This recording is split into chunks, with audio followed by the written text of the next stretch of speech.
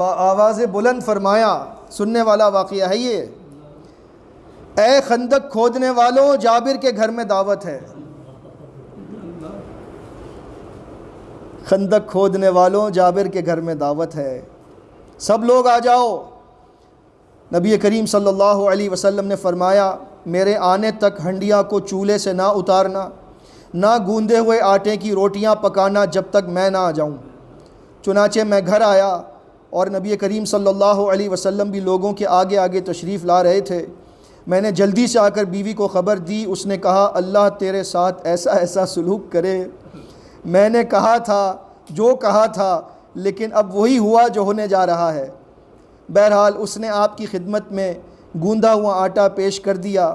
آپ نے اس میں اپنا لعاب ڈال دیا، مبارک تھوک نبی کریم صلی اللہ علیہ وسلم کا، برکت کی دعا فرمائی۔ پھر آپ ہنڈیا کی طرف متوجہ ہوئے، اس میں بھی لعاب ڈال دیا اور برکت کی دعا کی۔ پھر فرمایا، روٹیاں پکانے والی کو بلاؤ، جو تمہارے ساتھ روٹیاں پکائے، اور ہنڈیا سے سالن نکالتی رہو، لیکن اسے چولہے سے نہ اتارنا۔ جابر بن عبداللہ رضی اللہ تعالیٰ عنہ فرماتے ہیں، حال یہ تھا کہ صحابہ کی تعداد 1000 تھی۔ میں اللہ کی قسم اٹھا کر کہتا ہوں کہ ان سب نے پیٹ بھر کر کھایا، حتیٰ کہ انہوں نے وہ کھانا چھوڑ دیا اور کھانا بچ گیا۔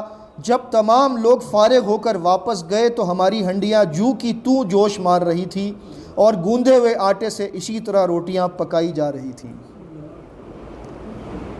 اللہ رب العزت جب برکت دے تو ایسے حالات ہوتے ہیں۔ ہم اسی اللہ کو پکارتے ہیں، وہی ہمارا رب ہے۔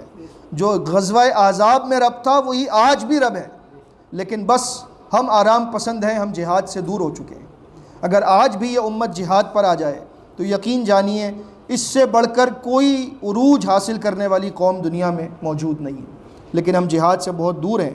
بہرحال نبی کریم صلی اللہ علیہ وسلم نے پھر بعد میں دعا فرمائی، اللہم منزل الکتاب و مجری السحاب و سریع الحساب و حازم الاحزاب اللہم اہزمہم و زلزلہم وانصرنا علیہم۔ اور اس دعا کی برکت سے اللہ رب العزت نے اپنی خاص مدد فرمائی۔ آندھی چلی، ان کے خیمے اکھڑ گئے احزاب کے، اور وہ منتشر ہو گئے۔ جبریل امین بھی نازل ہوئے، ہتھیار پہنے ہوئے، اور انہوں نے صحابہ کرام کے ساتھ مل کر زبردست جنگ کی، اور تمام کفار اور مشرکین وہاں سے بھاگ گئے۔ اللہ رب العزت نے اسلامی فوج کو فتح دی۔ یہ آخری فتح تھی جو قریش مکہ کو اور تمام جزیرہ عرب کے دشمنان اسلام کو یہ سمجھانے کے لیے کافی تھی کہ اب تم اسلام کے لشکر کو روک نہیں سکتے۔ اور اسی کے بعد اگلے سال صلح حدیبیہ کا معاملہ پیش آیا، اور پھر اس کے کچھ عرصے بعد فتح مکہ ہو گیا بفضل اللہ۔ تمام تعریف اللہ کے لیے جس نے اپنے نبی کی مدد فرمائی اور اہل اسلام کی زبردست مدد فرمائی۔ آیت نمبر 21 میں آ کر بیان ہوتا ہے، لَقَدْ كَانَ لَكُمْ فِي رَسُولِ اللَّهِ أُسْوَةٌ حَسَنَةٌ۔ یہ وہ آیت ہے جسے ہر بندہ پڑھتا ہے، ہر بندہ جانتا ہے، لیکن اپنے مطلب کی حد تک۔ اگر کسی کو اس سے کوئی مسئلہ نکالنا ہے تو وہ اس آیت کو پڑھ کر مسئلہ نکالتا ہے، لیکن میں آپ کے سامنے یہ بات رکھتا ہوں، اس آیت کا سورہ احزاب میں موجود ہونا اور غزوہ احزاب کے معاملے میں موجود ہونا ہمیں کیا بتا رہا ہے؟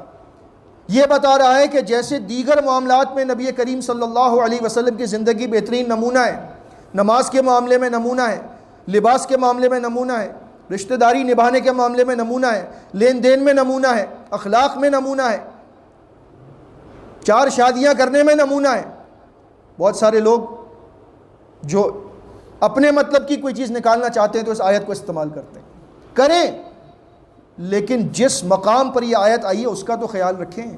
یہ آیت غزوہ احزاب کے ضمن میں آئی ہے، چنانچہ تمہارے لیے جہاد کے معاملے میں بھی نبی کریم صلی اللہ علیہ وسلم بہترین نمونہ ہے، لیکن جہاد پر کوئی نہیں جائے گا۔ آسان چیزوں پر عمل کر لے، لیکن جہاد کے معاملے میں کون آتا ہے؟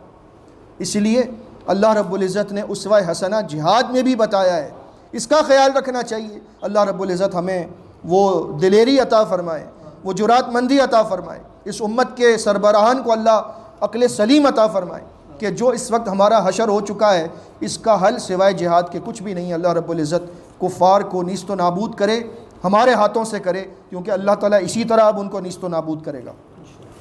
آسمانوں سے پتھروں کی بارش برسنا اور زمین میں دھنس جانا اور زلزلے آ جانا یہ سب اپنی جگہ، لیکن اللہ رب العزت ہم سے چاہتا ہے کہ تم کچھ کرو، پھر میری مدد دیکھو۔ یہاں پر غزوہ احزاب کا ذکر ختم ہوتا ہے اور پھر معاشرے کی اصلاح کے ضمن میں کچھ اہم باتیں ہیں جن کو ہم جلدی دیکھ لیتے ہیں۔